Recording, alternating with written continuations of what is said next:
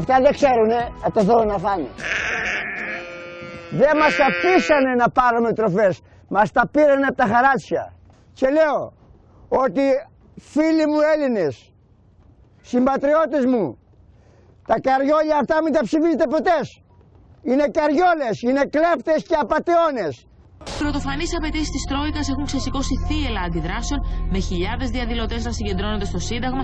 Τα ξύλα 400 ευρώ, 4 τόνοι. Ρεύμα 200 ευρώ, έτσι, το χαράτσι 308.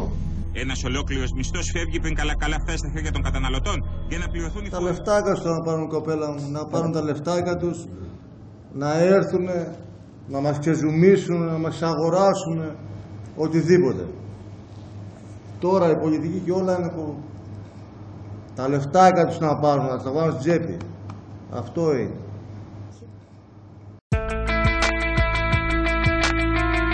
Δεν θα σταματήσουν αν δεν τους σταματήσει. Το πλήθος των διαδηλωτών που απέκτησε το κοινοβούλιο να διαμαρτυρηθεί για τα επώδυνα μέτρα ήταν μεγάλο.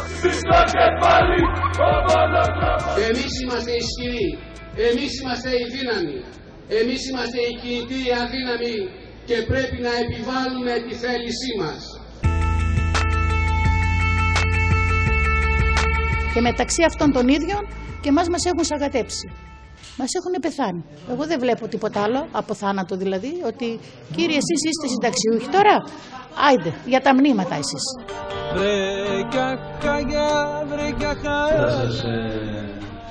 Θα σας βάλει κάτω ή θα καταφέρετε, τι πιστεύετε? Ναι.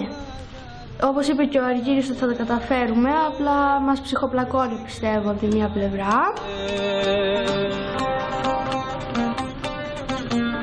Αλλά άμα δεν το βάλουμε κάτω, θα πετύχουμε αυτό που θέλουμε.